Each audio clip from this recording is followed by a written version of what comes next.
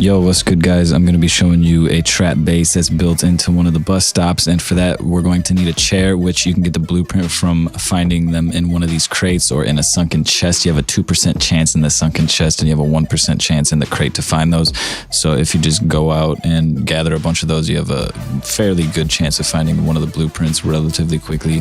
So first off, you're going to find one of these bus stops and then try to wiggle this square in here as deep as you can get it, real deep, and then you're going to put another square right next to it with a triangle over the edge over there, just to reduce the cost of the base as much as possible. We're going to be using triangles over here as well, and then build walls all the way around that, upgrade them all to stone unless you don't have stone. I mean, you could upgrade this to wood if it's like immediately like the beginning of the wipe or whatever. And I'm assuming that you have the chair already, so we're going to use that to get out. Otherwise, just don't build this wall to the right of us right now. But if you do, you can just use another chair to get it right back in, or just pick the one up that you're using if you only have one at the moment. But the one outside needs to be placed properly so that we can fit a double door frame down. So we're going to want to put it about right here, I believe, or maybe a little farther to, yeah, a little bit closer to us, like so. And then we should be able to fit a double door frame down. I suggest not putting a code lock on the door and using a wooden door. If that's the route you want to go with the double door, is probably going to be the most effective. But on the inside, we're going to put this chair a little bit diagonally away from the other one so that we can fit in and out on each side, and it'll be real smooth like that. And then we're going to put some ceilings down over here, upgrade those, throw some door frames down as well in a second. We're going to put our TC over here. So, I mean, it's up to you if you want to have boxes back here. There's a lot of ways that you can go about the inside of the base. It's really up to you. I'll show you a way that I did it so that we can hide our traps without victims knowing where they're going to be at. Like, regardless of how hard they try, they will not be able to see the shotgun traps. Even if you don't have any doors on the base whatsoever, which you really don't need doors except for if you just suck and, you know, they go deep on you. You might want to have this one door right here and maybe like another backup door over here. Because not everybody's perfect, you know what I mean? People are going to make mistakes, and just don't forget to code lock all this shit too, besides the front door. I don't recommend code locking the front door, so you want people to be able to open that door and make them think that you forgot to put the code lock on it. So you see, if you put these boxes right, they don't show up on the outside, and we're going to use these as kind of like drop chests. But like I said, there's other ways that you can do this. I just put my TC over here, and I'm going to turn it into kind of a open unlootable loot room so that I can just have quick and easy access to my loot, because nobody should really be able to get in here without raiding you. And this also should not be your main base at all. This is just a trap base specifically designed to trap people, steal their loot, run outside naked, grab some shit from your drop box, run over to your main base and drop it off. So I'm just going to throw some chests in here, maybe some furnaces as well. If I get some ore off of some victims, I might want to smelt that just to stack it with whatever else I have. So you can fit one of these over here, but depending on how you put this square, that the bus stop may not allow you to fit two in here. So it'd be kind of uncomfortable to have this one right here. So I decided not to put it there. And we're going to do like the staircase type thing in here so we can fit another chest up here. Because if you build this in the right area, it depends on the map.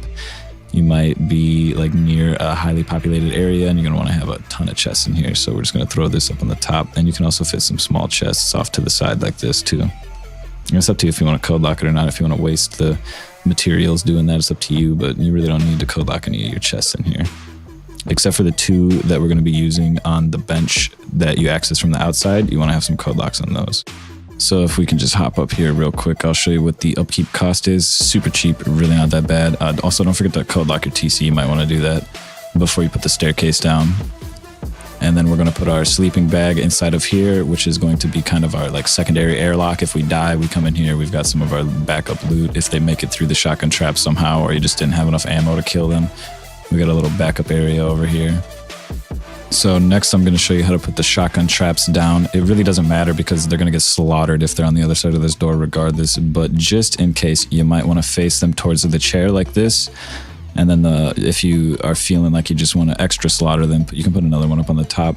I would also suggest putting this other one up on here and pointing it a little more towards this side, you know what I mean? So like when they get out of the chair, they're going to get out of it behind it, especially if you have a box over here. And the reason we're not putting 3 boxes over here is because you won't be able to reach them if we have this staircase thing on the other side. And you're going to want to make sure to code lock them because you can't access these boxes from the outside, just like you can go into the chair from the outside. One thing I noticed about the double door though is if you have it opening to the inside, you're not going to be able to, you know, get through this doorway, and that's something you're going to want to be able to do. So, I mean, you can put it that way. I would like it that way, but it's not going to work that way. So we're probably going to have to flip it around, or just, you could leave a door off of it. You don't really need one because it's really hard to see the shotgun traps. You'd have to be standing exactly right here with like the right brightness settings so that you can see through the glass.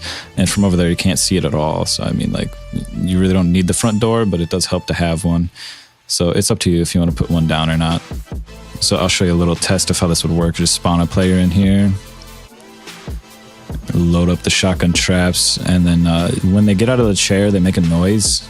And if you do have a door on the front, you can kind of hear, you know, when they open the door. And if they get in the chair, it'll make a noise when they get out of it. And then boom, you just open this door.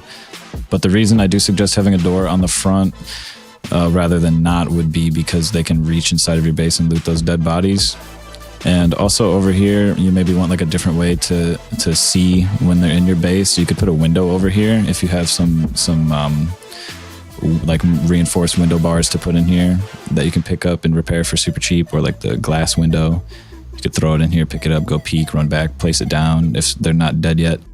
But the issue with this is it limits the amount of storage space we have, and also risks like you dying and then them breaking through the window or stabbing the TC with something or shooting it out. So I really wouldn't recommend doing this, but it is an option. You could also try to do this if you pull the squares out more, you could be able to jump on top of there and put like a door frame down or something.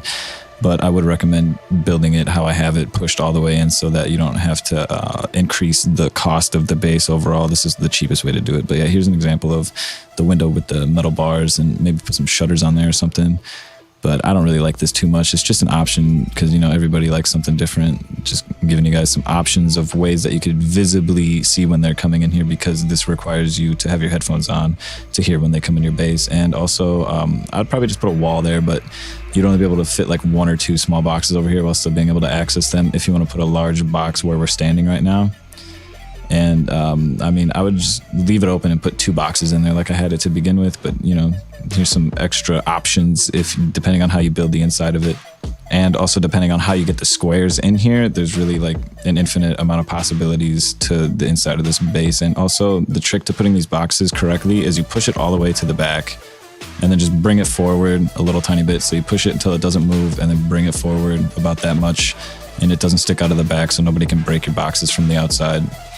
But yeah, the issue with this thing right here is this large box is not allowing us to reach the box way in the back. So we'd have to pick this one up to come over here and reach this far box in the back. And we kind of want to have this extra drop box over here so we can run around our base if we're getting attacked, or if we're like luring somebody over here, we can just go drop some stuff off real quick, die, spawn in our base, and then, you know, like trap them in here. Another thing that you can do is put furnaces in here, but they do stick out of the side, so you would have to expand the base to protect them, or you could just use it as bait and put some like wood in there and burn it, so that, you know, like so it glows in the night, and you'll attract people over here. Another thing that we do have to worry about is the roof. So if we come up here, you'll see that from this other side, we can peek on the inside of it. So you're going to want to make sure that you cover that up. You see this little gap right here.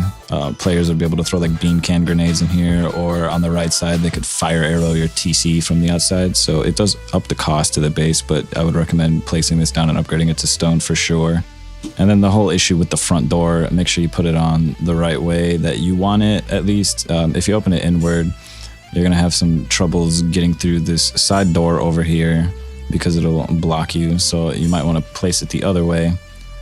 And you'll still be able to open it and close it from the inside of the base. And it's up to you whether you code lock it or not. Me personally, I would leave it without a code lock on it so that players can open and close it, because they will see the chair sticking through right here.